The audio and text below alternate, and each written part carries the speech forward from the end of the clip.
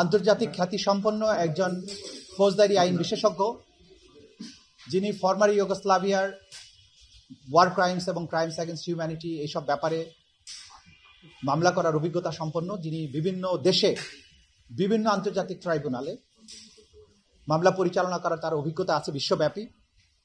সে কারণে মিস্টার টবি ক্যাডম্যানকে আমাদের এই প্রসিকিউশন এজেন্সির অ্যাডভাইজার হিসেবে আমরা অ্যাপয়েন্ট করেছি।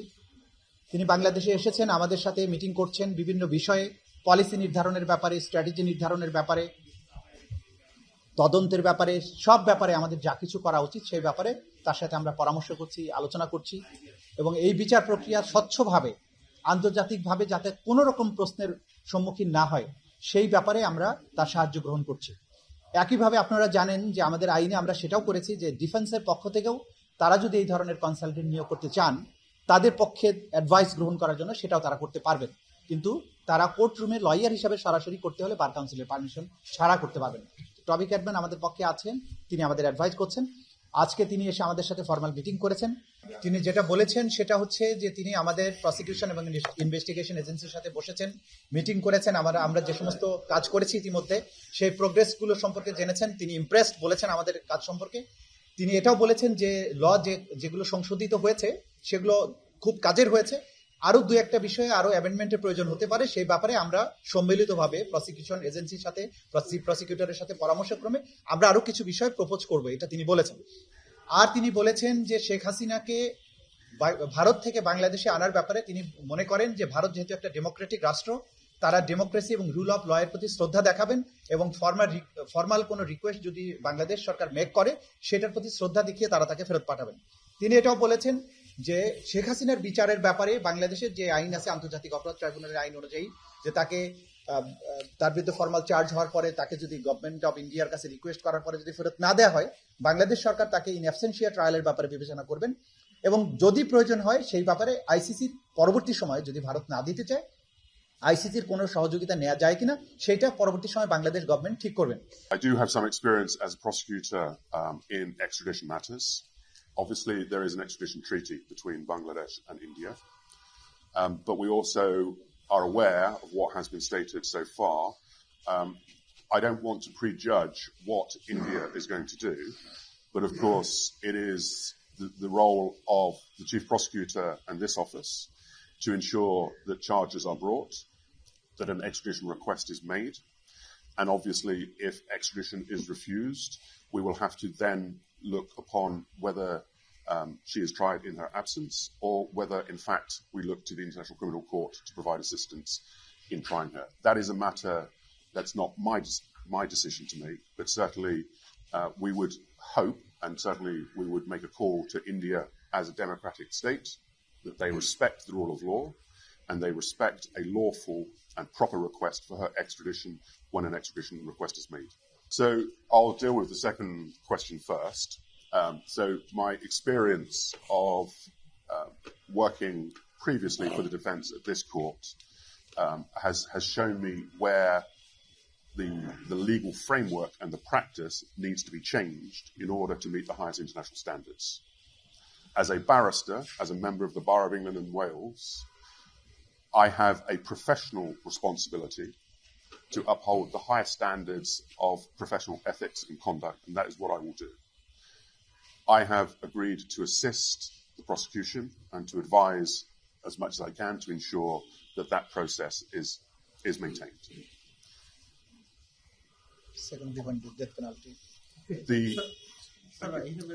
The first question in relation to the death penalty. Now, obviously, we are aware that for a number of states, particularly European states, that there is a refusal to extradite or to provide evidence in relation to proceedings where the death penalty is maintained.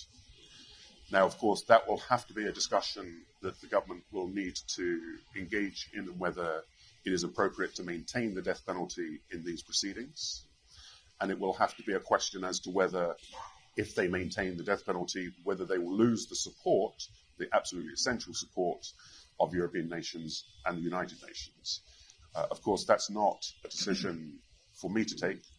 That is a decision that affects the government, and I understand that is a very topical issue to have. but certainly a decision will have to be taken as to whether it is appropriate to suspend the death penalty for these cases, to issue a moratorium, or whether the nature of these crimes are such that there will be a demand for the death penalty. Ultimately, it's a matter for the judges to decide as to whether the death penalty should be applied or not. The first thing to recognise is that that Bangladesh is a member of the International Criminal Court and has been a member since I believe 2010. So the International Criminal Court has jurisdiction over Bangladesh if Bangladesh is unwilling or unable to prosecute themselves. The question will be whether, in light of certain individuals being outside of the jurisdiction, whether they can be brought to this country, and whether it is then more appropriate for the International Criminal Court to issue warrants of arrest, as they have done in relation to Vladimir Putin and Benjamin Netanyahu recently.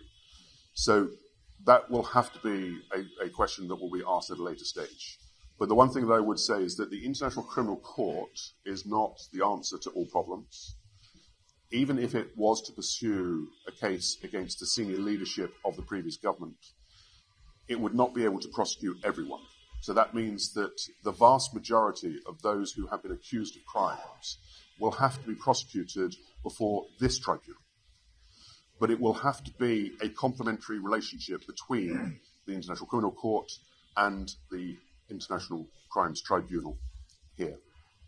I have to say that when the student revolution started, and I was watching very carefully what was happening, and then I received an invitation to visit Bangladesh, I have to say that I accepted that invitation with some trepidation. But what I can say is, since I've been here, what I see is a new country. I think it is something to be very proud of, which is happening. I think Dr. Yunus, in particular, leading the interim government, has taken great steps to re-establish a democratic process in this country. We have full confidence that this particular institution is being done properly. It was quite a moment for me to walk into the tribunal based on my previous experience. But as I said, it is a privilege and an honour to be here, and I will do whatever I can to do what the Chief Prosecutor and everybody else needs to do.